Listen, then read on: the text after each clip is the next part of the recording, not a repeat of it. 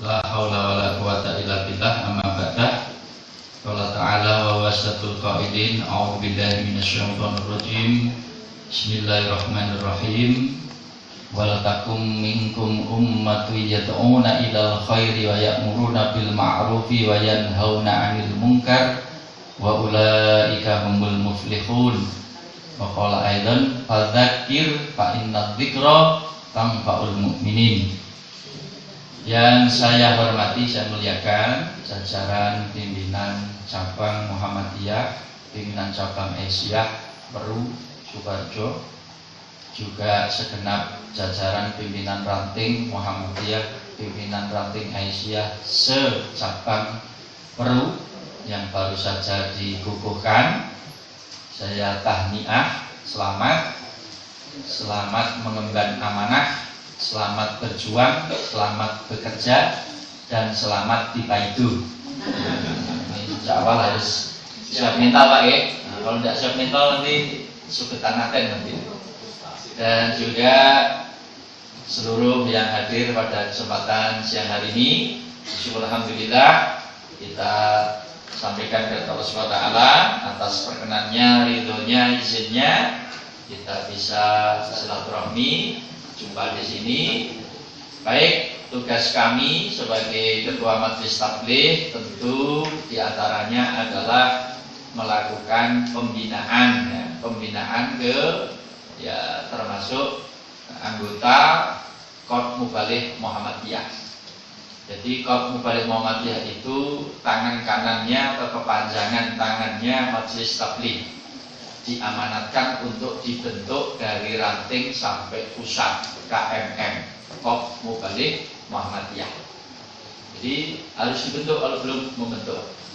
Cuman masa kepengurusannya memang hanya 2 tahun, lebih singkat, sehingga harapannya mungkin juga lebih dinamis, juga terjadi rotasi. Sebenarnya hanya 2 tahun, 2 tahun nanti bisa diperpanjang atau di refresh, gitu ya. Nah, Korps Mubaligh itu diharapkan membantu tugas-tugas majelis tabligh khususnya di bidang pengelolaan, pengaturan, manajemen mubaligh. Sehingga kalau tabligh kan agak umum ya, majelis tabligh itu tugasnya lebih umum, termasuk menyiapkan dai, mencetak dai. Tapi kalau Korps Mubaligh itu diharapkan sudah dai siap pakai dan siap diterjunkan. Nah, gitu deh. Dan siap dipaidu ya. Nah, itu ya. Jadi Korps Mubaligh itu kalau belum dibentuk ya monggo segera dibentuk. Kalau sudah dibentuk segera nyusun program kerja terus aksi. Jangan hanya berhenti di ranting atau di cabang, tapi ke atasnya lagi, maksudnya ada koordinasi gitu. Jadi ranting, cabang, daerah, wilayah, pusat ada koordinasi. Termasuk saya mendorong supaya ada koordinasi juga tingkat karesidenan. Kalau sini sebutannya Solo Raya ya. Jadi jangan hanya berhenti di daerah, tapi naik 1 tingkat lagi ke tingkat karesidenan. Artinya, jadi dai-dai nanti itu di samping terdata, juga ada kayak bank data mubaligh kita. Kalau perlu nanti ada aplikasi atau software yang mudah untuk diakses. Sehingga kita data dai kita yang resmi tercatat itu ya tersimpan, ya ada.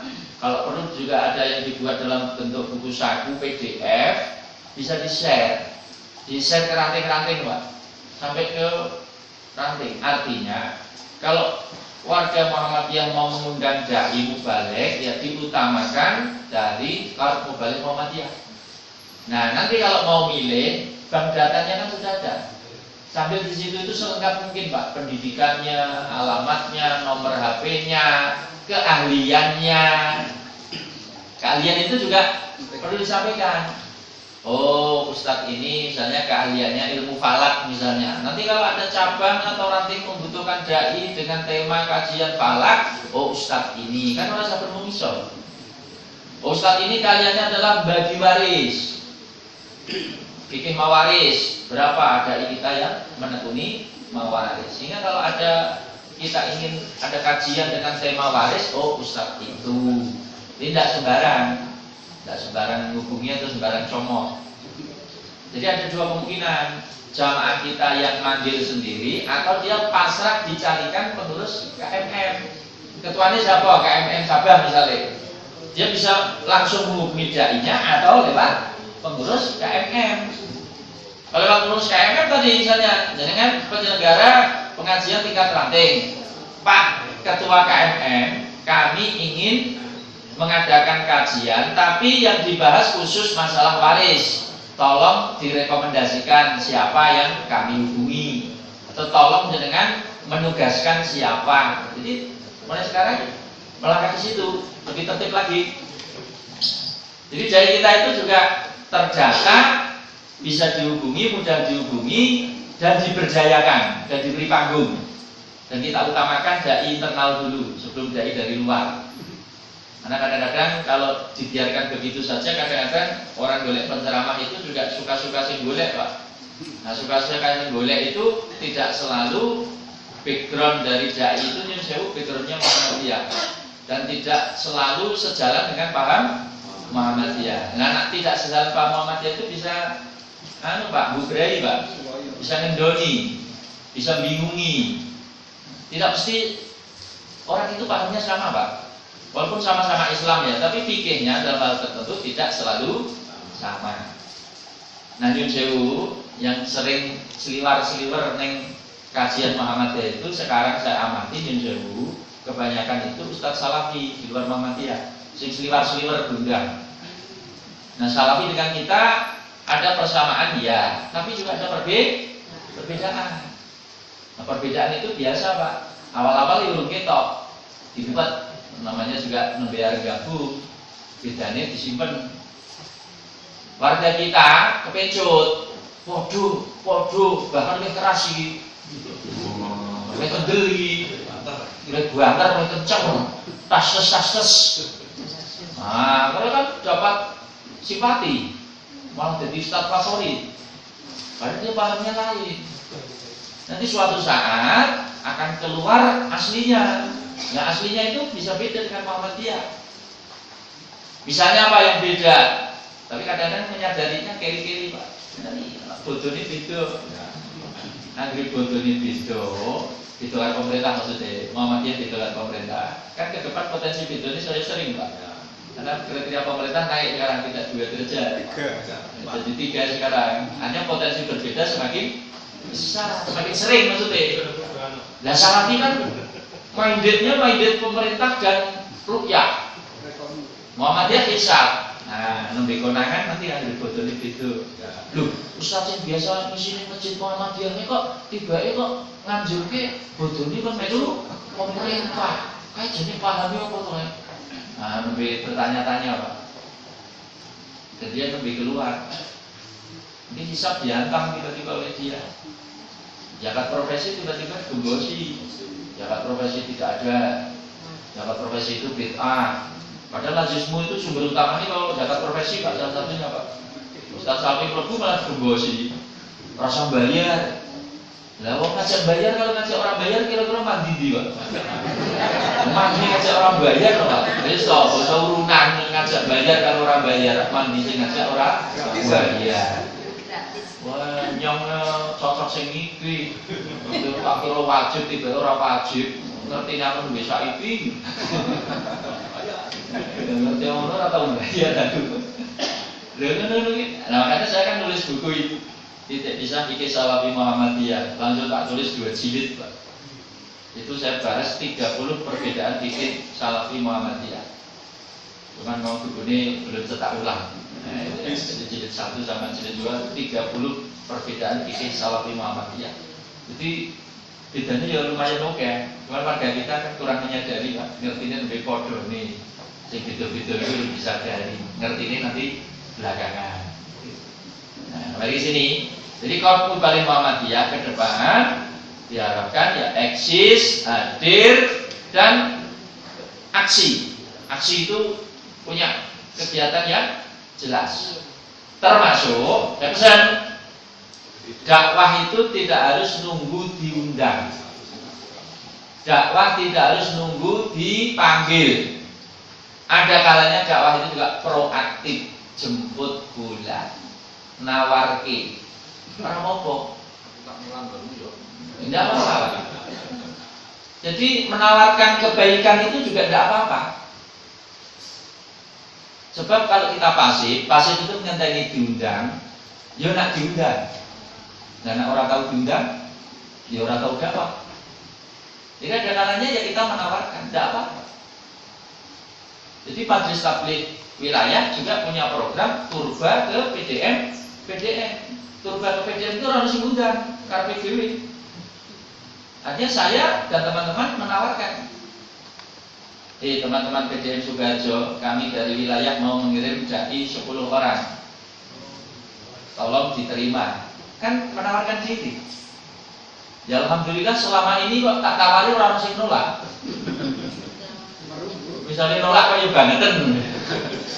Mau ditawari dakwah kok ditolak. Orang nawari apa-apa itu. Ya, artinya sudah jalan, Pak. Pertama ke Jeporo, Juli, terus Kudus, terus kemarin Wonogiri. Kita berjayakan juga dari daerah. Kemarin 2 orang dari Sukoharjo, saya minta 2 orang dari Solo. Jadi 10 orang itu, yang 4 dari lokal, yang 6 dari wilayah. Jadi daerah juga diajak saya. Jadi wilayah ngurusi sak Jawa Tengah. Nah, kalau balik tingkat karesidenan, harapan saya mengisi tingkat karesidenan. Jadi dai-dai Sukoharjo itu cuma ada yang Sukoharjo tok itu loh, naik kelas sak karesidenan kan kolame iso nyoba. Jadi dai Sukoharjo ya dakwah ini tekan Boyolali gitu. Dai Boyolali dakwah tekan Wonogiri. Jangan karire mentok neng daerah. Baru wis orang munggah meneh. Munggah-munggah dipanggil yang kuasa dulu. Jadi idealnya dakwah juga berkembang itu termasuk meluas. Ya segmennya, wilayahnya meluas. Jadi dai-dai kita yang sudah kaliber daerah dinaik kelaskan gitu loh, Pak. Jadi tingkat karesidenan. Jadi sing ngisi pengajian iki ya ben ora kuwi-kuwi wae. Karena saapi-api dai nak bola-bali krungu, suatu-suatu yang jelek, iya ndak? Yo ketemu bola-bali kan tetap beda loh, Pak. Coba jadi kan ketemu dai walaupun bagus, tapi krungu wis ping 20. Kalau dai yang baru pertama kali, ya minimal penasaran ini kan beda loh, Pak ya. Kuwi urung tau krungu, urung tau bidang mrene, aku urung tau weruh, minimal kan penasaran. Tapi saapi-api dai bola-bali krungu, ya sisa bayangke, ya sik wae. Jadi tetap butuh refreshing, penyegaran. Makanya tadi nanti KMM yang tingkat daerah, saya juga minta dibentuk KMM koordinator KMM tingkat karesidenan. Jadi wilayah kerjanya ini nanti karesidenan naik kelas.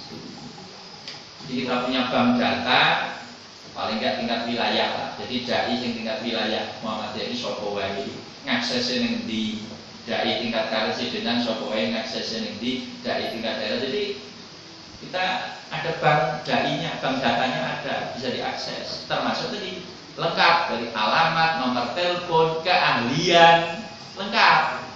Ya kita itu ono bayangan Ustaz iki spesifikasinya apa? Politik Islam, apa muamalah, apa ekonomi Islam, apa spesial konseling rumah tangga, apa bagi waris, apa-apa. Ada keahlian yang menonjol, walaupun ada yang umum juga. Jadi harapannya seperti itu ya. Jangan biasakan organisasi itu hanya papan nama, ono tulisane, ora ono tandangi, ono pelangi, ora ono aktivitasi, ono stempele ora pernah ngetok. Garing terus. Periode pertama kedua itu garing di stempel ini. Alias ora tau nggih surat, ora tau ono kegiatan. Kadang malah stempel ning sekretariat kudu dijipuk kadang-kadang. Yang penting ini kapan misalnya musda aja cek garing nah itu jangan sampai terjadi. Nah dakwah itu mulia, berdakwah itu mulia, penting. Kalau dakwah dalam arti sederhana semua orang bisa, Pak, dan hukumnya fardhu ain. Dakwah dalam arti sederhana ini sih asal ngajak becek, ya itulah dakwah. kan sederhana namanya. Semua orang bisa Pak mengajak apik Pak. Jenengan nuturi apik, nyegah elek, ya kan sudah dakwah. Semua orang bisa. Dan itu fardu ain.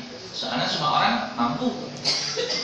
Wong jenengan itu ana cah cilik balangi peleme tanggane, terus jenengan nuturi, "Le, nak peleme tangga weke wong, aja mbok balangi.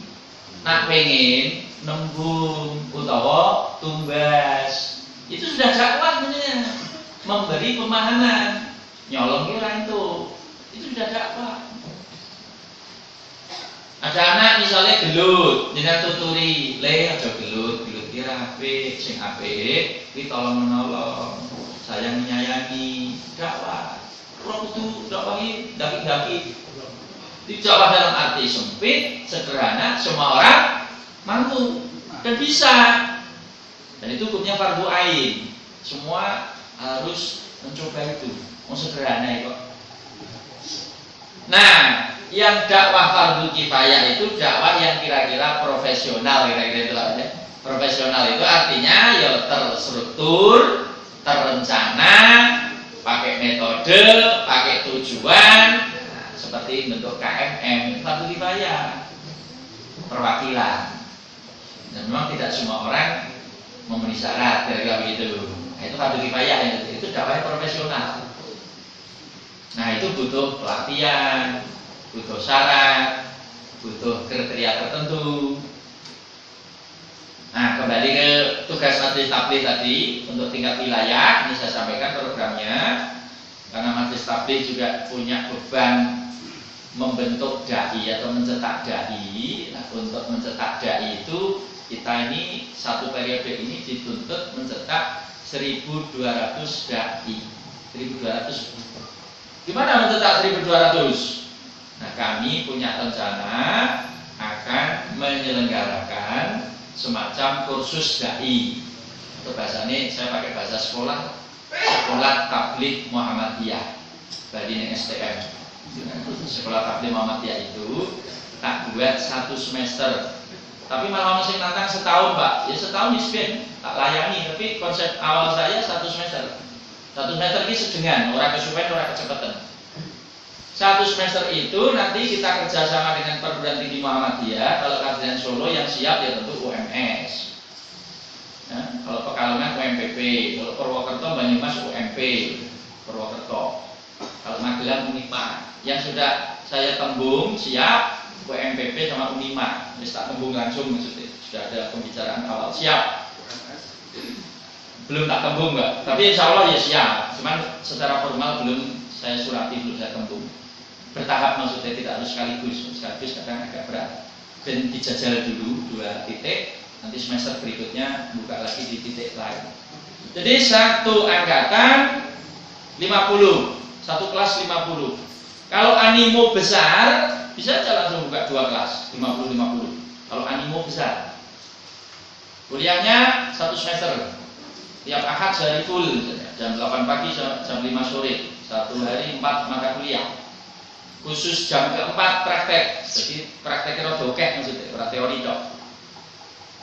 Jadi 1 semester harapannya keluar dari situ punya syahadat, punya sertifikat, jadi anggota resmi KMM, jadi dai resmi Muhammadiyah, harapannya siap diterjunkan. Dan harapannya sudah punya bekal ilmu dasar. Hanya kita tidak ngajari dari nol. Kita hanya celup paham Muhammadiyah dan skill dai-nya kita tingkatkan. Tapi ilmu dasarnya sudah punya sendiri. Maksudnya dasar-dasar bahasa Arab, ulumul Quran, ulumul hadis, usul fiqh, menulis, ngerti sebelumnya, belajar sebelumnya. Kita hanya nyelup kemampuan dakwahnya saja.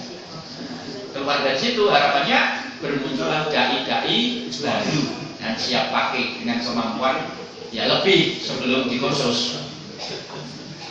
Jadi kalau misalnya Solo ini animonya tinggi, bisa aja Pak buka 2 kelas, 100 orang, 1 kelas 50.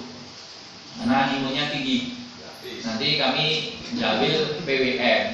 Karena yang punya dana dan power PWM. Majelis taklim itu tidak punya dana, tidak punya power, punyanya hanya semangat.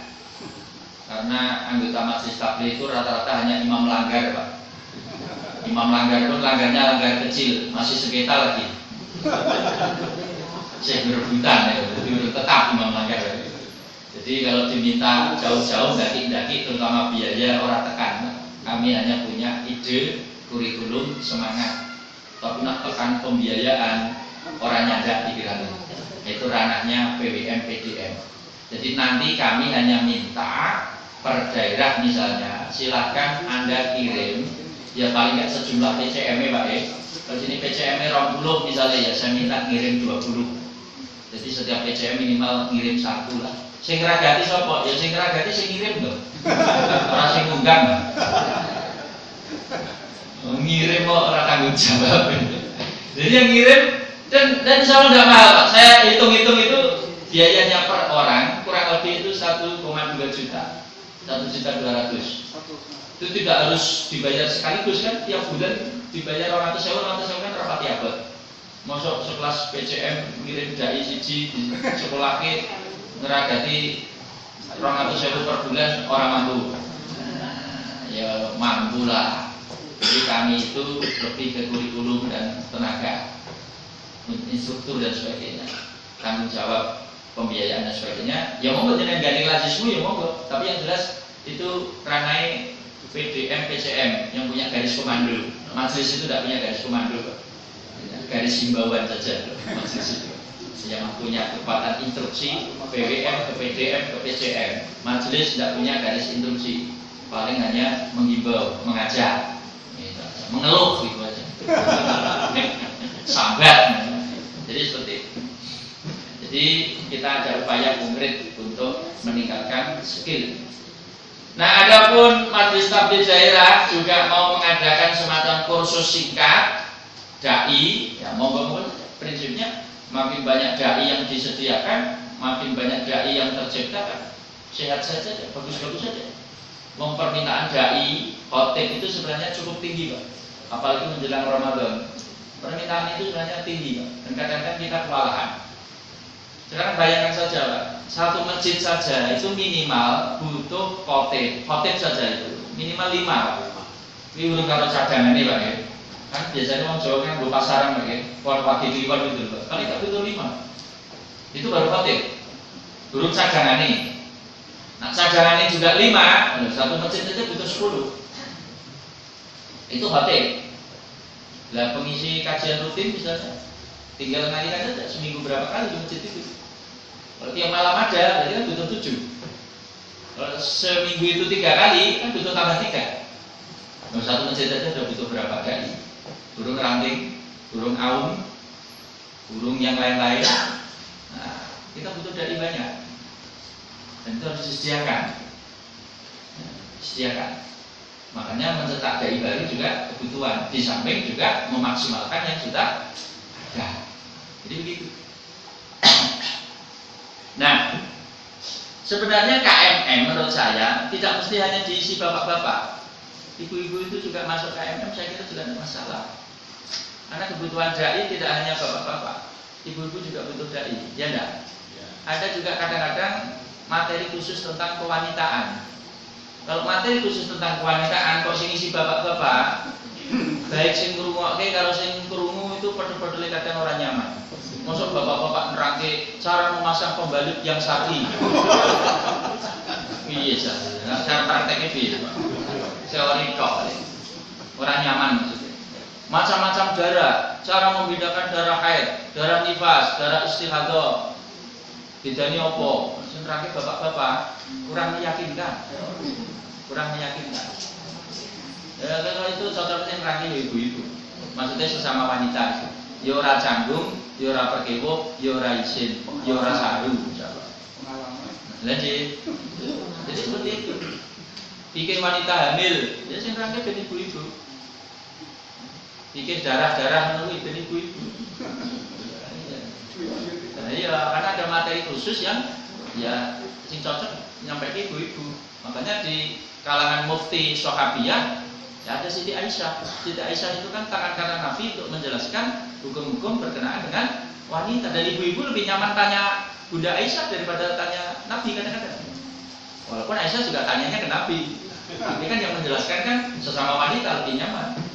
Jadi sahabat Nabi, ya, termasuk istri Nabi yang paling banyak berfatwa, yang fakihah ya, perempuan, ya Siti Aisyah itu. Maka Nabi pernah mengatakan separuh agama ini dititipkan di sini. Nah, terutama berkaitan dengan wanita. Jadi wanita juga butuh diakomodir. Jadi KMM itu misalnya juga anggotanya ada yang ibu-ibu, ada daiyah wanita, ya tidak apa-apa misalnya. Nah kebutuhannya. Atau mau sendiri ya monggo, mau ada yang gabung ya silakan. Yang penting pelaku. Termasuk juga tadi Pak, jangan juga gandeng bina ortum. Kan ortum kadang-kadang juga ada bidang dakwahan. Nah Aisyah kan juga ada bidang tabligh, ada. Di NA mungkin juga ada bidang tabligh. Ya. Kadang-kadang juga perlu minimal sinergi lah, koordinasi, silaturahmi. Jangan terkesan pelaku dewi. Jadi ada hal tertentu juga sinergi, koordinasi. Nah termasuk tadi program. Tadi saya sudah menyinggung di awal, dakwah tidak harus nunggu diundang. Kadang-kadang jenengan juga proaktif gawe program safari dakwah. Cabang itu, terutama Ramadan Pak ya, ada program menyebar dai. Jadi dai ini sing disebar. Kita ada dai misalnya 25 Pak, cabang sini Pak. 25 itu di Ramadan itu disebar kabeh. Pada hari yang sama, 25 semua ranting disambangi. Nah itu akan gemanya akan terasa daripada partai kletir ini ana sing isi ana sing ora, sing isi siji sing ora 10, partai kletir itu. Benar selawe itu terjebak bareng breng ngisi hari yang sama, mantap. Tempat beda-beda. Kesannya siarnya itu nyala, hidup. Wah, gak baik jalan, gak baik urip. Jadi tidak harus nunggu. Kalau itu jadi program, tawarkan. Loh, cabang nembung ranting kan ya punya wibawa dan pede loh Pak. Masa ditolak tadi? Misalnya dari tabligh cabang nyurati ranting mana? Ranting anu kami dari tabligh PCM mau menurunkan dai misalnya 3 atau 5. Silahkan dibuat jadwal ditaruh di masjid-masjid binaan kita atau di aum-aum binaan kita ngisi. Jadi seperti itu ya. Ini sedikit hubungannya dengan ya pembinaan atau motivasi untuk masalah mubalik Muhammadiyah dan dai pada umumnya. Jadi kalau kita berdakwah itu adalah satu tugas yang sangat mulia, tugas yang sangat menantang. Jadilah orang yang bangga, semangat dan cinta dengan julukan sebagai dai. Karena profesi apapun itu kalau kita tidak bangga, tidak cinta, tidak minat, ya setengah hati nanti. Jadi apa-apa itu kita bangga, cinta, semangat, tulus, ikhlas, enak, nyaman. Jadi kita itu berarti jalan pintu surganya itu dibentang gitu, kari miliwati. Jadi begitu jenengan diangkat jadi pengurus tabligh, jadi anggota KMM, ibarat itu digoleki dalan swarga. Goleki dalan swarga ora seneng. Daripada yang tidak jadi di situ itu kan mungkin kan tidak seleluasa maksudnya ya, tidak seleluasa yang ditugaskan di situ. Ya pintu surga banyak sih Pak, tetapi salah satunya kan dari pintu dakwah itu. Ini tugas mulia. Karena itu berbanggalah dan enjoylah di situ. Nah, jangan tidak bangga, tidak pede, males setengah hati dan seperti itu. Nah selanjutnya, karena ini juga habis pelantikan, pengukuhan, saya juga ingin membekali hubungannya dengan penguatan ideologi Muhammadiyah. Jadi pengurus Muhammadiyah yang baru, pimpinan Muhammadiyah yang baru itu juga perlu dicas ke Muhammadiyahnya, perlu dikokohkan ideologi Muhammadiyahnya. Karena kalau tidak kokoh, kalau tidak yakin, kalau tidak mantap, bisa jadi dia setengah hati, merapati tenangan, loyalitasnya juga tidak sepenuhnya. Bahkan kadang masih ngelirik-ngelirik paham lain, kadang isu banding-banding, kadang malah melemah ke paham ide. Tak pikir-pikir Muhammadiyah ini dalilnya orang pati meyakinkan nih, malah mulai ragu-ragu. Betul meyakinkan Salafi, meyakinkan MTA. Nah kayak ini itu juga butuh penguatan ideologi internal. Jadi maka dari itu saya menulis buku tidak terlalu tebal. Judulnya pakai judul Ciri dan keunggulan paham agama dalam Muhammadiyah. Cirine apa, keunggulane apa. Tujuannya apa? Di samping ben paham, yo ben mantep. Nah, is mantep, ora tolak-tolak, mantep, yakin, cekel. Jadi kita tidak taklid. Kalau taklid kan membabi buta Pak ya. Kita itu milih iki, sadar, paham, ngerti cirine iki, keunggulan iki, sehingga dibandingkan yang lain boleh diuji kelebihannya di mana paham yang kita ambil itu. Kita tidak elek-elek yang lain. Kita tidak ngajari ta'assub, kita tidak ngajari merasa paling benar, enggak. Tapi mengenali paham sendiri, meyakini paham sendiri, tanpa harus merendahkan atau menjelekkan yang lain, juga tidak ada salahnya. Sebab kalau kita tidak tahu keunggulan, kelebihan, nanti dikira padha wae. Bahkan tadi ora jelas Pak, merono mrene. Merono mrene iki ora cetha tadi. Kadang merono, kadang mrene, kaya wong bingung. Kayak tidak punya prinsip, tidak punya pegangan. Nah, inilah yang ingin saya sampaikan sebagai bentuk penguatan ideologi paham Muhammadiyah, terutama kepada pimpinan baru, pengurus baru. Harapannya pengurus pimpinan pemahamannya lebih baik dan bisa menjadi teladan di lingkungannya masing-masing. Nah, di sini saya menulis ada 32 ciri. 32 lumayan banyak Bu ya. 32 ciri. Sekaligus keunggulannya apa? Sayangnya kok ini jadinya tidak bisa ditanyakan ya? Sayangnya kurang cocok.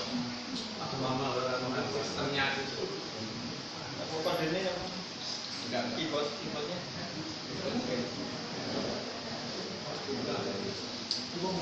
Atau mungkin ada yang punya murni kabel HDMI Pak, tidak sambungan. Kalau HDMI biasanya yang cocok ya. Biasanya juga bisa. Kalau pakai sambungan kadang-kadang cocok enggak.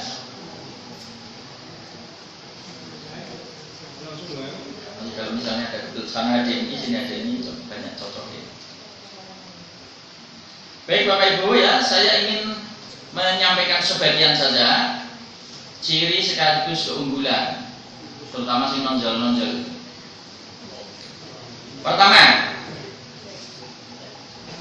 sumber rujukan yang dipakai Muhammadiyah itu otentik dan meyakinkan. Ditandai dengan apa? Di Muhammadiyah itu sebutannya, rujukannya adalah Al-Quran dan As-Sunnah Al-Maqbulah.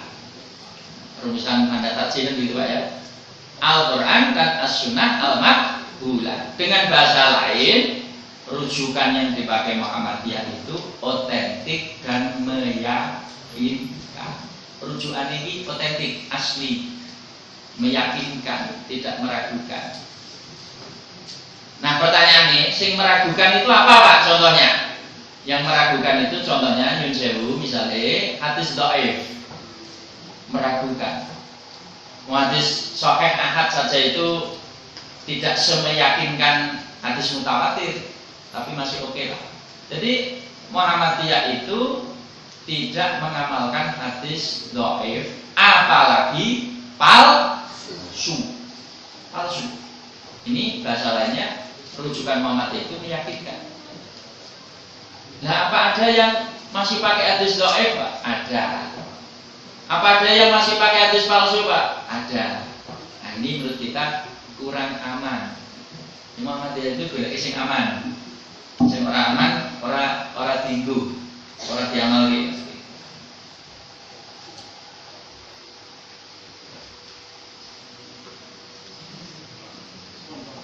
Ora terusnya.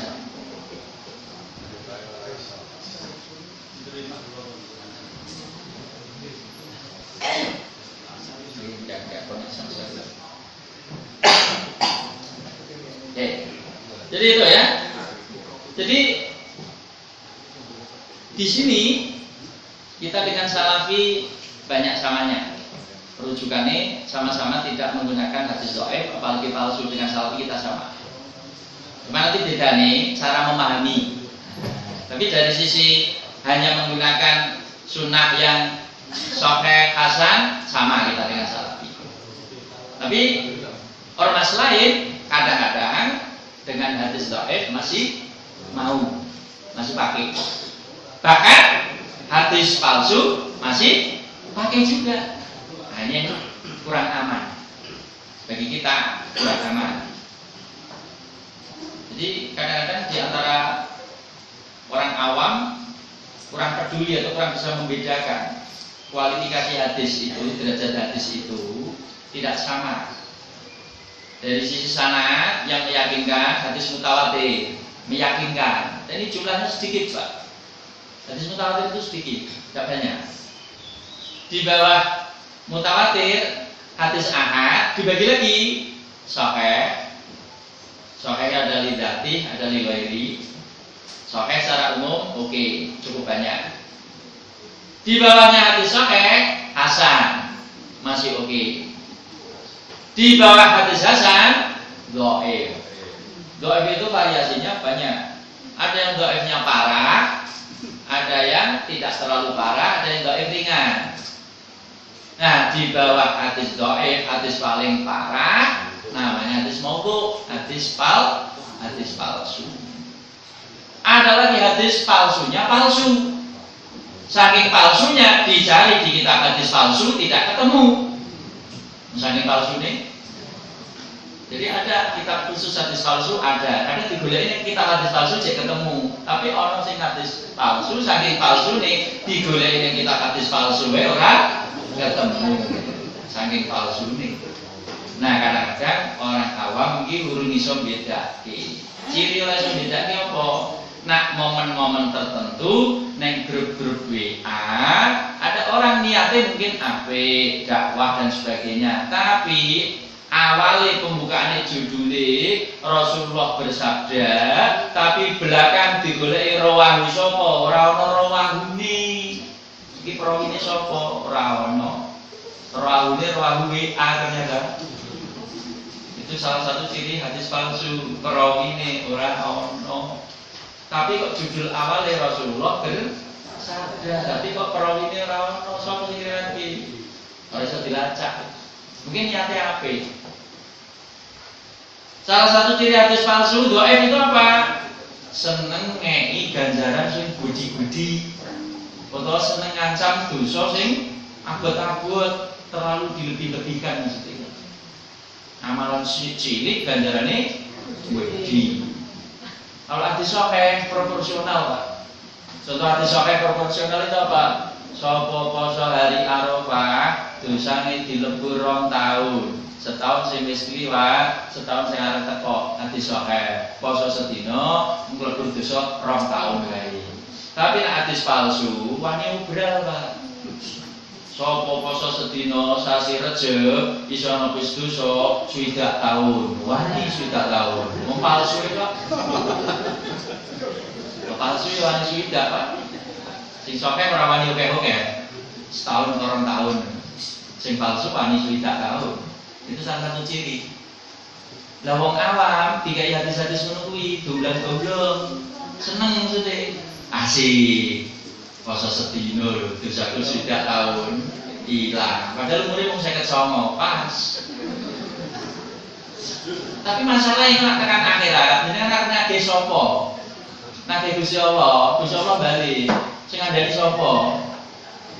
Ayo, sing ngandani niki kok njaluk ganjaran karo kae. Sing info kan kae dudu aku. Khawatir iki nek ono kecilik iki. Karena bukan hadis atau bukan janji Nabi. Ini kadang wong awam harus membedaki. Makanya walaupun niatnya apik keser-keser, jadi ya harus selektif sithik. Itu dasarnya cetha ora. Nah, di Muhammadiyah itu dijogo. Makanya tadi keunggulan yang pertama saya citi, rujukan kita itu otentik, meyakinkan. Sehingga kemungkinan ketemu sing samar-samar, meragukan, apa men palsu, ora cetha kecil atau nyaris tidak ada. Itu keunggulan. Dan kalau kita tidak mengamalkan hadis dhaif atau palsu, ora kakean amalan sing ora cetha. Ora cetha. Masalah ini lho, Pak. Ngamalke amalan, dalile ora cetha atau meragukan atau masih kontroversial. Masalah iki nek ning kono sok iki nak ya nak ono, nak ora ono kuwi lho, Pak. Ora kapusan. Ora kecilik. Tak rewangi modal, ragat, tenaga, tibake ganjarane ora ono, ora melas. mendahulukan amalan sing dasare jelas. Mendahulukan. Makanya amaliyah kita itu rapati oke, tapi sing cetha-cetha wae. Tinimbang amale macam-macam neko-neko, tapi ganjarannya mbuh. Karena dasarnya rapati cetha. Contohnya apa Pak? Kalau nak buatan diparingi contoh kok rapati cetha, ya tak cekake sisan. Nyun sewu ya. Sing dasare cetha, contone cetha. Nyun sewu. Padha-padhane ngamal nggo wong tuwa sing wis mati misalnya. Sing dasare ana cetha, sahih ya soreh. Anak wakaf di atas namakan almarhum orang tua. Apalagi ada wasiat cetha. Sampai. Tapi nyun sewu, orang tuanya mati, dikubur, nyewa wong ahli maca Quran, seminggu dikontrak, dibayar, kon ngaji ning kuburan, ganjarane kon ngekek sing mati minimal bagi kita ora cetha. Iya, ora cetha. Minimal meragukan, tidak meyakinkan. Nah, padha-padha ngamalke, kita diajarkan ngamalke sing wis cetha, yang jelas. Jadi maksudnya yang lebih, jadi kalau kita beramal itu boleh sing amalnya cetha, jelas, meyakinkan. Nah gitu. Padha-padha sholat sunat itu ono sing cetha, ono sing ora pati cetha Pak dasare Pak. Sholat tahajud cetha, monggo diamalke. Sholat duha cetha, monggo diamalke. Tapi sholat tasbih masih kontroversial. Kontroversial maksudnya ono sing gunahke, ono sing mubah wae, ono sing bid'ahke. Jadi urut cetha. Karena sholat tasbih itu rada nganeh-nganeh beda karo sholat biasa nih. Agak beda maksudnya itu, tata caranya agak beda. Dan salah satu ciri maudhu'nya kata Ibnu Taimiyah, maudhu' itu dianggap palsu. Ibnu Taimiyah mengatakan hadisnya itu palsu. Salah satu indikator palsunya apa? Kalau sholat itu sahih cetha dari Nabi, waktu, pola, tata cara, sebab pasti jelas. Sholat sunnah yang sabit dari Nabi, pola, waktu, coro, cetha. Contoh, sholat rawatib yang mengiringi sholat fardu kan cetha. Sholat duha ya pada isyuk. Sholat gerhana ya setiap ada gerhana. Sholat istisqa ya setiap keparangannya cetha sebabnya. Lah sholat tasbih dari Ibnu Taimiyah kok kaya sing ngakon ki rada ora pati tenanan kan pertunjukan gitu. Abbas, nak kowe kuat nglakoni pendak dina, lakonono pendak dina. Ora kuat pendak dina seminggu bisa. Seminggu bisa ora kuat sesasi bisa. Sesasi bisa ora kuat setahun bisa. Saya diijokke saya dijokke, Pak. Nak sak tahun bisa ora sak umur-umur pisan. Iki cara rego saya dibanting lho. Diskone saya gede. Itu kata Ibnu Taimiyah, itu salah satu indikator hadis maudhu palsu. Sholat kok koyo ora cetha. Ora cetha maksudnya waktune kapan, nggo apa, tujuane apa, kok ora cetha. Waktune lho, Pak. Wis nek iso ndak dino, ora iso seminggu bisa, astaga, wis umur ngicipi bisa. Sholat kok umur ngicipi bisa. Kalau sholat yang sabit dari Nabi, polanya jelas. Sholat apa? Jelas. Sholat badal wudu kapan? Ibadah wudu kan cetha. Sholat istisqa kemana aja. Sholat tobat misalnya, yo bar maksiat. Sholat mutlak yo sholat pengen sholat. Cetha. Sholat Id yo beda siji Syawal karo 10 Dzulhijjah. Cetha. Nah tasbih ora cetha. Sak obermu, sak ikhlasmu. Ah, padha-padha mendahulukan yang dalilnya. Nah itu prinsip Muhammadiyah. Dan itu kemudian yang lain saya tidak satu persatu. Kalau Muhammadiyah khusus untuk akidah gunakan dalil mutawatir. Walaupun ini sudah diperbaiki ya. Maksudnya mutawatir itu untuk pokok-pokok akidah gunakan dalil mutawatir, meyakinkan. Tapi untuk cabang-cabang akidah, cabang itu sak isore, bolehlah pakai hadis ahad sahih, masih boleh. Contoh pokok itu gini Pak. percaya hari kiamat itu pokok akidah karena masuk rukun iman, ya enggak? Ya. Tapi nek bangsa masuk apa namanya melewati sirat, minum telaga kausar kayak gitu itu cabangnya dari percaya hari kiamat gitu loh.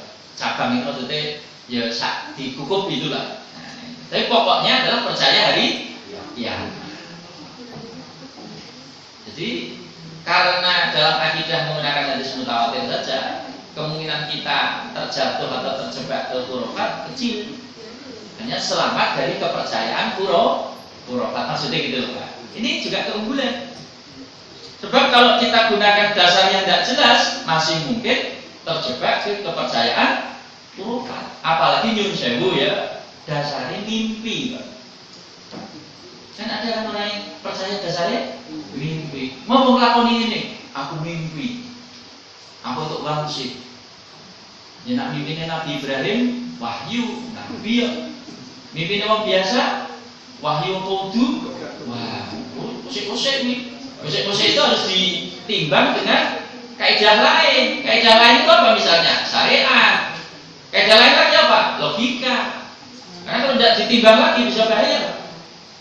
Coba misalnya dudu Nabi untuk wahyu, orang untuk wahyu ya, ngimpi, kau nyembelih anaknya misalnya, sembelih tenan bisa, orang medeni gitu. Lah yo, alasannya, lo aku itu pangsit lewat mimpi, oh kau nyembelih bojoku, bisa, langsung diamalkan.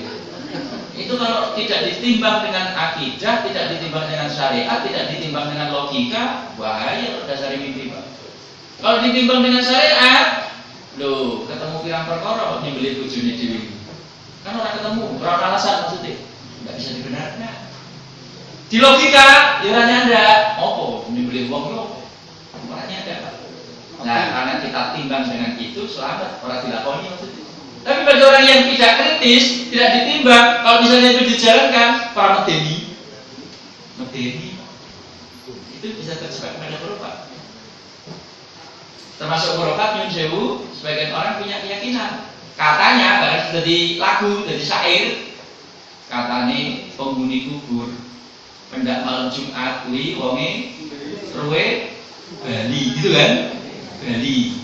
Terus karep-karep dibacake, karo, nah orang dibacake jadi ini, mulai berbes, ada enggak lagi seperti itu Pak? Nah, itu kan dari akidah. Kepercayaan itu namanya tidak. Bagi sebagian orang kan dianggap kebenaran ya.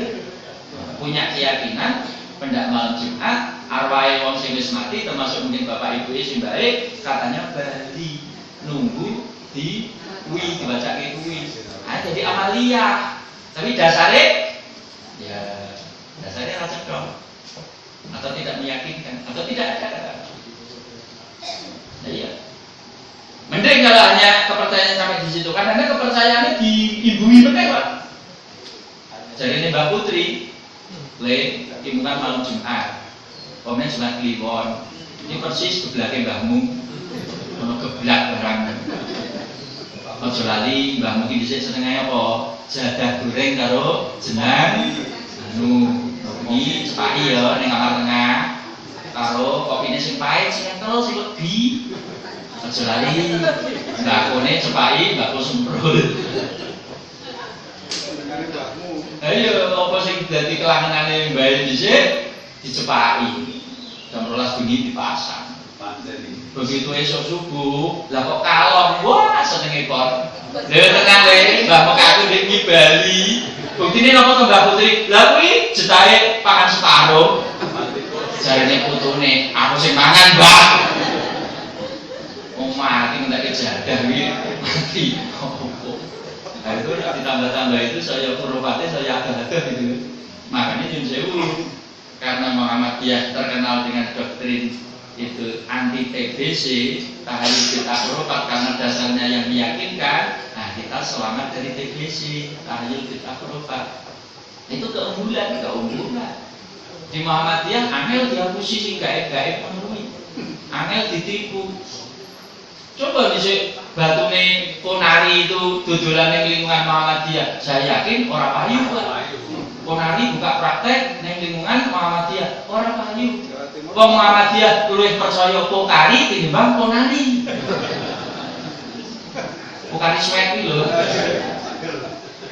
Ponari karo Pokari yo wong Muhammadiyah percaya Pokari. Artinya lebih rasional. Kayak gitu di kita nyusuh ya ora payu.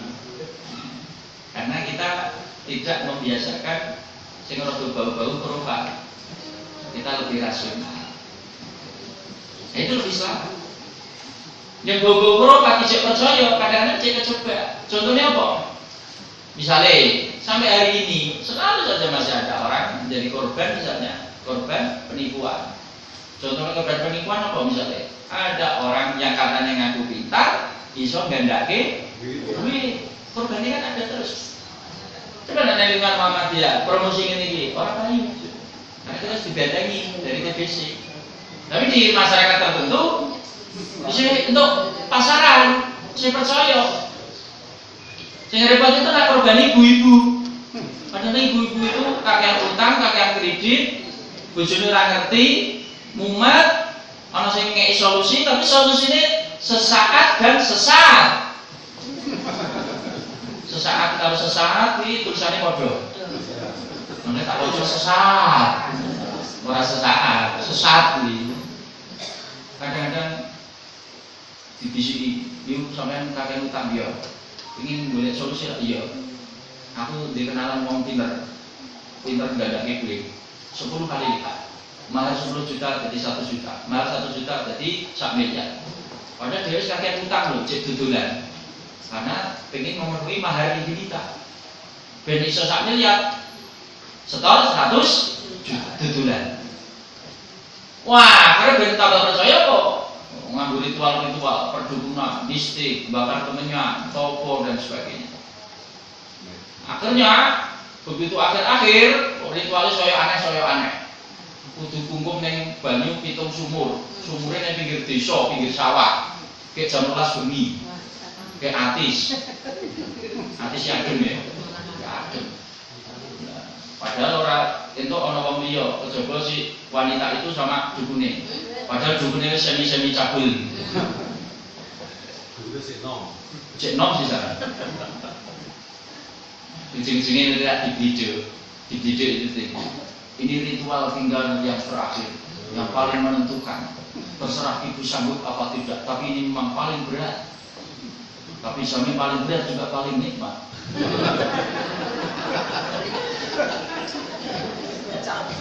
Nah, jenenge wis ngono kuwi biasa. Kan wis kadung. Pak mundur, wis cara nyeblung wis rada jero. Pak Rasido lah wis adem kan. Pak Sido kok syaratnya aneh-aneh. Tapi kadang-kadang akal sehatnya tetap hilang, Pak. Karena wis kadung nanggung tadi, Pak. Dan mesti dibujuk. Nah, kadang-kadang nyun sewu, Pak, dicapuri. Akhirnya apa yang terjadi? Tertipu, ketipu luar ketipu, dalemannya ketipu, Pak. Mulai yang ini sak bagor ini awas aja pisan-pisan dibuka neng nak uli tekan ngomah jadi duit 1 miliar wis kono bali mantep keyakinannya wah duit tenan sak bagor ini duit kok di sini begitu tekan ngomah dibuka isinya apa? Bodong daun-daun kering itu. Nah, ketipu luar dari duitnya 1 juta hilang, kehormatannya terenggut, akidahnya ternodai, tidak memberi solusi. Kenapa? Ya, akidahnya rapuh. Neng Muhammadiyah dibentengi. Jarang ono kabar neng lingkungan Muhammadiyah ngene-ngene iki ketipu, merah ono pakai. Itu keunggulan. Harus sadar kita. Muhammadiyah itu salah satu jasanya itu menyelamatkan umat dari TBC. Coba kalau enggak Muhammadiyah tidak adil, memenuhi subur. Itu tenang subur. Apalagi kelebihan yang lain.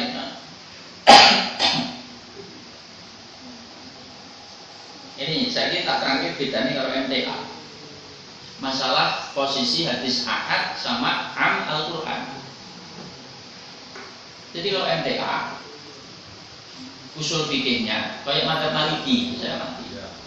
Hadis ahad kalau dianggap tidak sejalan dengan ayat Al-Quran yang am itu umum, hadisnya orang bingung.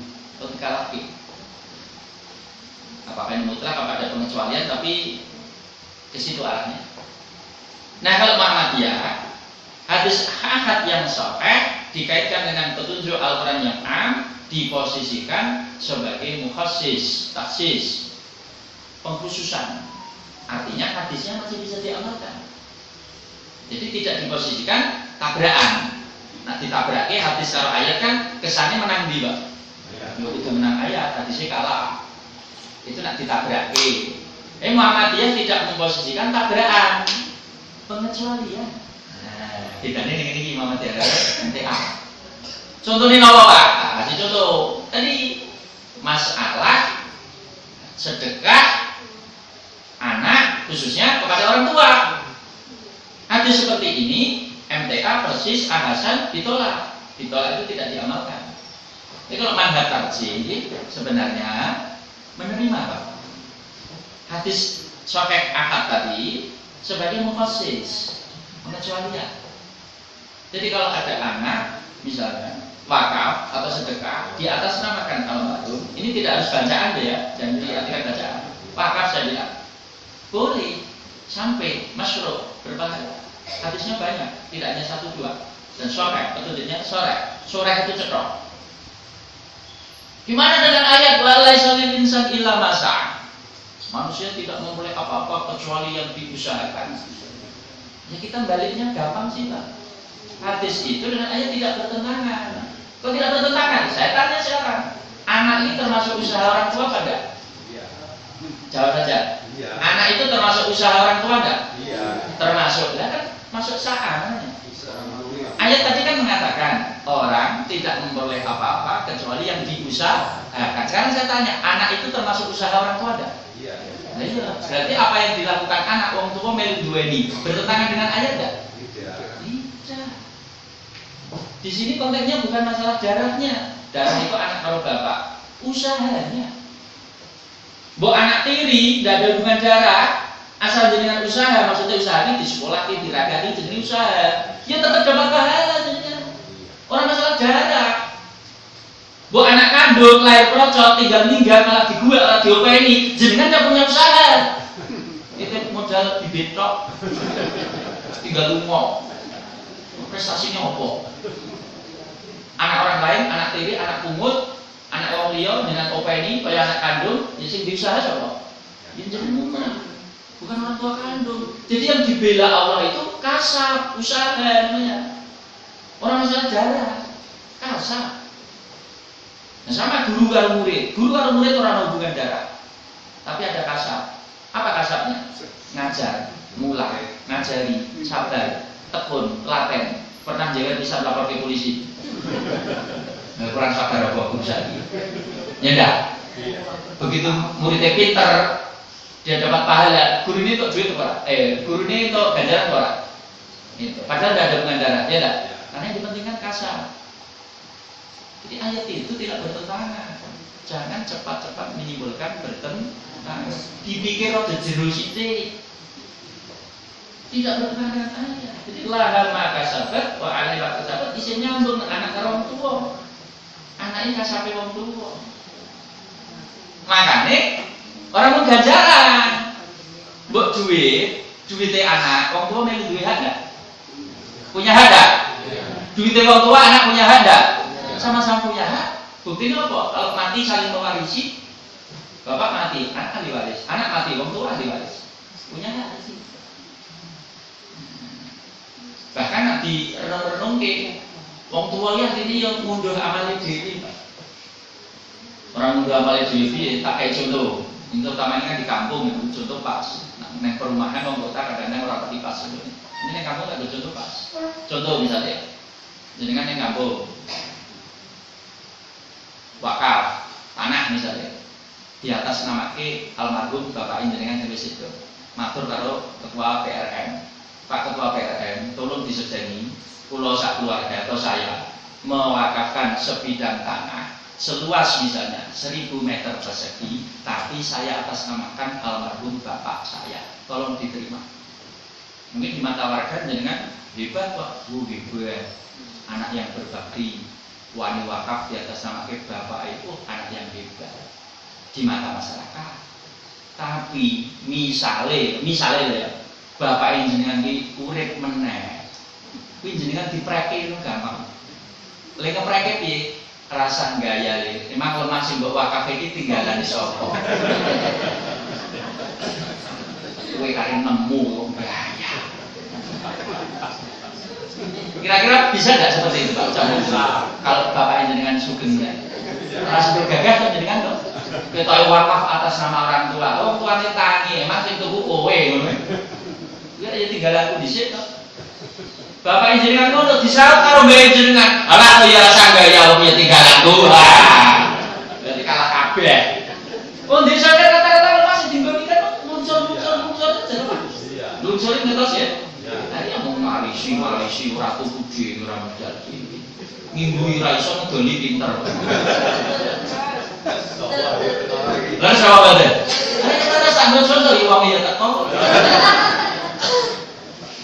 Wong desa iki sono kuwi saya juga asli wong desa, contoh wong desa ya iso.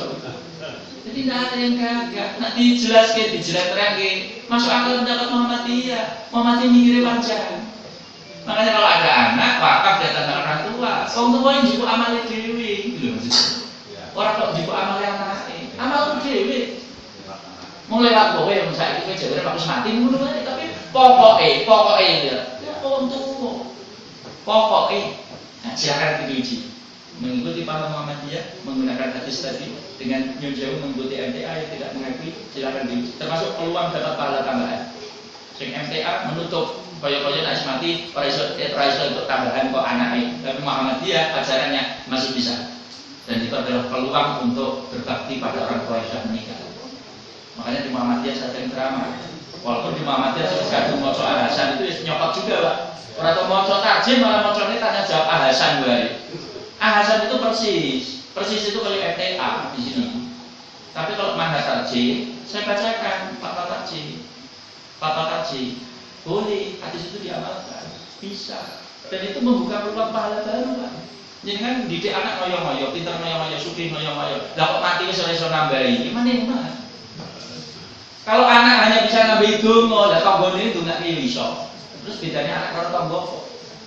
Kalau anak soleh hanya dibatasi, ya pula mendongake tok. Lah tanggane itu ndongake iso. Tidak ditutup. Ndongake sesama muslim kan bisa saja, Pak. Karena anak ndongake wong tua lebih dari apa anak karo tangga, padha deling ndonga.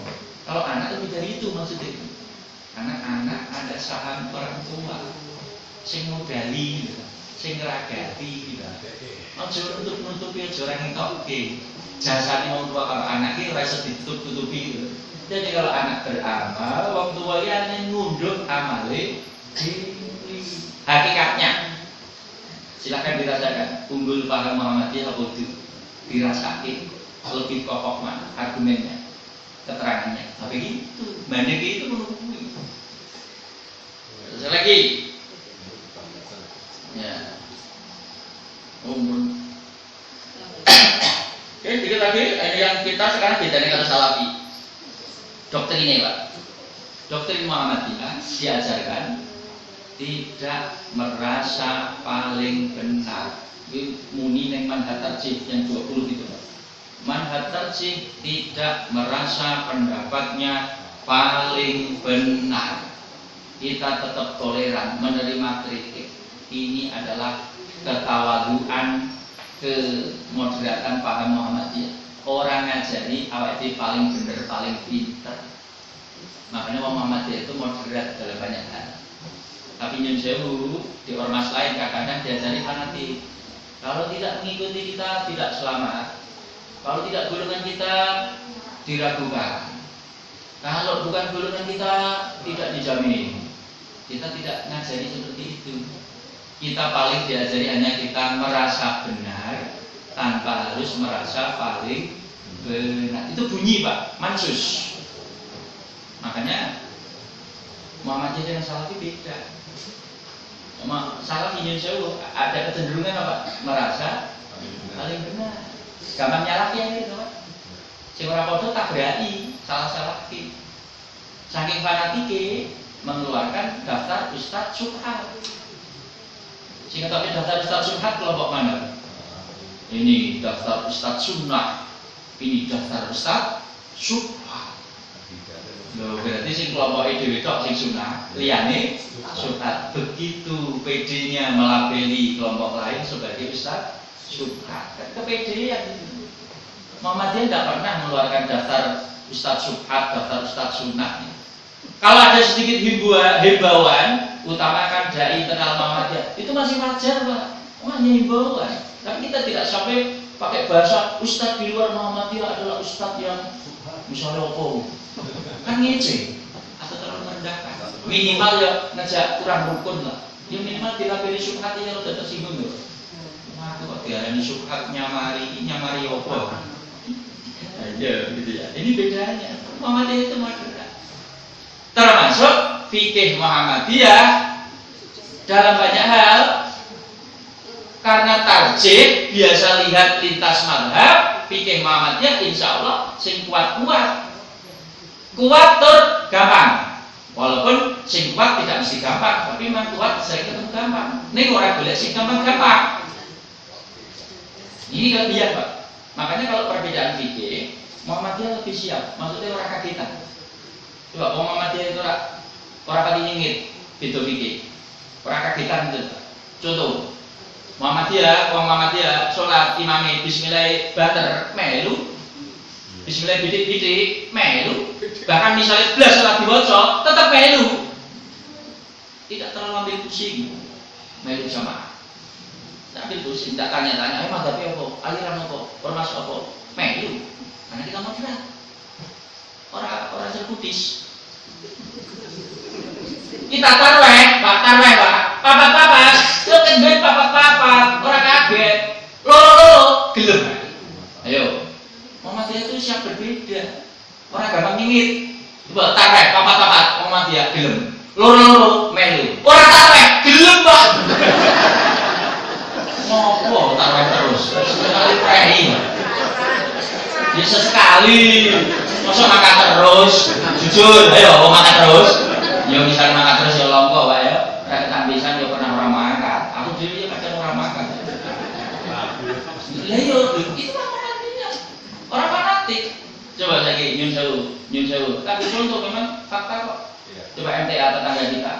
Kalau contoh terus masalahnya sekitar kita kan oke. Iya. Apa kita cekake. Salam yo melu enek wong iki. Nah, kita cekake ben krungu. Coba MTA, saya krungu langsung itu Pak Ahmad Sukino itu dalam mungkin dia diulang-ulang yang TV dan radio. Pak Ustaz, musola dekat rumah saya itu kalau tarawih 4-4-3, bagaimana seharusnya saya bersikap? Apa jawaban Pak Sukino? Mulia sholat neng omah. Mulia sholat neng omah. Apa itu fatwa bijak? Seolah-olah memastikan nak tarawih kudu loro-loro, nak papat-papat mesti ora sah, kan gitu seolah-olah. Lah kok pelitimu? Lah kok memastikan tafsir atau pemahaman? Terus gunanya Siti Aisyah cerita yusoli arba'an itu apa? Nabi sholat 4 itu dohirnya, kata Imam Son'ani dalam Subul Salam sama Imam itu yang Sarah Sunan Abu Dawud Aul Ma'bud. Yusoli arba'an itu secara dohir itu makna yang tampak, mudah ditangkap. Ya 4 itu sekali salam. Artinya kalau ada orang memahami yusoli arba'an itu 4 sekali salam, ya benar. Tapi kalau dua-dua, ya kita tidak menyalahkan. Bukti apa Muhammadiyah apa belum loro-loro belum. Artinya sama-sama dimungkinkan. Tapi yang satu memastikan harus dua maksudnya. 4 tidak mengakui. Akhirnya apa? Orang gelem gabung, orang gelem jamaah, gelem jadi imam, orang gelem jadi makmum. Nah kan berpotensi merenggangkan ukhuwah untuk hal yang sifatnya tafsir, bukan kepastian. Muhammadiyah lebih dewasa. Aku mbok imami papat-papat, gelem. Mbok imami loro-loro, melu. Diumumkan tarawih beneran. Kok digaya angel. Simpel. Ini fikih kudu dicetak Pak. Fikih kita dewasa Pak. Orang kan kita. Ini Muhammadiyah arang masalah fikih digocel putih sekarang. Termasuk kita itu dipilih sing gampang. Dalam banyak hal kita menganut fikih at-taysir. At-taysir itu apa? Sing gampang. Nih orang golek sing gampang-gampang beda loh ya. Golek sing gampang-gampang karo golek kemudahan itu beda Pak. Mencari kemudahan boleh, mencari yang mudah-mudah nanti dulu beda. Mencari kemudahan boleh, mencari keringanan oke, sesuai Al-Quran. Al-Quran yuridu bikumul yusra wala yuridu bikumul usra. Allah menghendaki kemudahan, Allah beri kita. Tetapi jangan diartikan golek sing gampang. Tapi dasar yang kuat memang kadang ketemu sing gampang, tapi kadang ketemu sing abot. Contoh dasar kuat tapi ketemu abot apa? Wong Muhammadiyah nak wudu milih ngusap sirai kabeh diusap kan abot. Coba wong Muhammadiyah wudu ini kan cuma diusap. Set maju meneh set langsung set di ciri wudunya wong Muhammadiyah. Kalau sebelah sana wudunya bilangnya gampang apa? Ini penting itu apa pengen wolu? Ini sing gampang. Muhammadiyah orang ngajari sing gampang. Golek sing kuat. Tapi abot kok diusap kabeh. Nah, berarti orang golek sing gampang kok golek sing kuat. Makane diusap kabeh. Lah nek diusap kabeh aman. Aman maksudnya apa? Kabeh imam madzhab mengatakan sah. Imam Ahmad bin Hanbal kabeh diusap sah. Maliki sah. Syafi'i sah. Hanafi sah. Sampai Imam Samudri At-Tahawi sah. Kabeh. Tapi jujur sewu Pak, kalau ada orang wudu mengiringi kita, jujur sewu, sing ngesake madzhab Syafi'i karo Syiah Imamiyah. Loro. Imam Hanafi belum sah, minimal seperempat. Imam Malik karo Imam Ahmad belum sah, kudu kabeh. Kalau kita wudu ngini kita, banyak imam yang mengatakan wudu belum sah. Pernah ini wudhunya Muhammadiyah dipilih sing kuat imam sapa wae sah termasuk tebak Imam Syarifin sah. Berarti apa dituntut golek dalil sing meyakinkan kuat mel Muhammadiyah itu. Tapi dalam hal tertentu main golek sing gampang memudahkan. Contohnya apa? Fatwa ibu-ibu yang hamil menyusui fatwa tarjih memang golek sing gampang. Ibu-ibu cukup bayar fidyah rasa qadha. Fidyah kan enteng, qadha kan angel.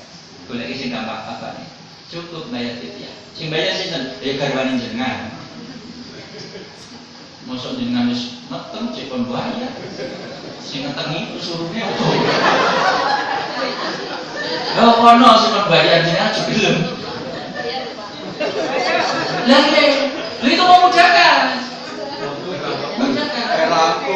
Tapi ada juga Pak jawaban yang agak menarik. Saya Yusuf Qaradawi juga perlu saya sampaikan. Jawabannya itu menarik. Nak saya Yusuf Qaradawi fatwane, wong wedok yang hamil menyusui itu bayar fidyah apa kodok saya. Nak saya Yusuf Qaradawi bedake. Tergantung wonge metengan apa ora. Fatwane beda. Maksudnya nak metengan ini kan meteng. Kuwi kon bayar fidyah tok. Tapi nak metenge arang-arang itu kon kodok. Itu saya Yusuf Qaradawi.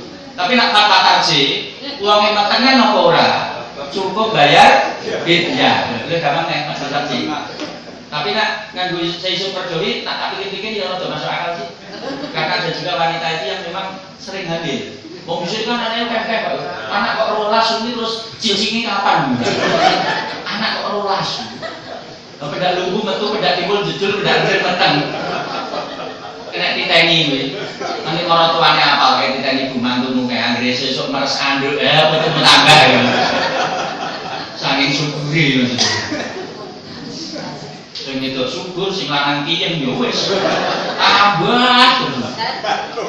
Wong itu syukur iki aneh, Pak. Ciri wong itu syukur ya apa? Dibalan sarung ini dadi. Ya Allah. Aku diucapkan kalau ya tambah butuh nanti bayar apa aja. Jadi maksudnya itu loh, dia masuk akal ini loh Pak. Lagi nak diangin-angin, lagi hamil muda, lekasan, Ramadan ini lekasan, berarti Ramadan yang akan datang posisinya sedang apa, Bu? Menyusui kan? Udur lagi maksudnya kan? Udur kan orang lain kan? Nah, saya tanya lagi, berarti Ramadan berikutnya posisinya sedang apa? Menyusui kok, Bu? Menyusui kan 2 tahun. Kok hamil lagi? Kok tak tenang nih? Oh, 9 anaknya apa bapaknya, Bu? Nyindul bapaknya disalah gaji deh. Loh, maksudnya udurnya itu laren-laren gitu loh. Sekarang tadi udur, hamil muda, Ramadannya ada tapi nyusoni. Ramadan berikutnya isih nyusoni. Nah, baru Ramadan berikutnya kasar meneh. Dan anak yang nanti 8 itu lahirnya kapan? Nah, makanya dikai fatwa bayar fidyah. Sebab pondok itu akurat gitu. Jadi sebegitunya mati saja itu mikir ke margane. Aman, Pak. Ya insya Allah aman. Fatwa itu aman, Pak. Boleh mengikuti, tidak apa. Golek sing gampang. Jadi seperti itu. Nah, supaya lebih lengkapnya dan tutupnya, karena ada 32 ini hanya sampel-sampel saja. Selebihnya yang nyun sewu, karena waktunya sudah habis, kita cukupkan sampai di sini. Nanti kalau dengan misalnya dengan saya kudune, kalau masih mungkin di belakang dengan staf saya untuk tambah-tambah bacaan.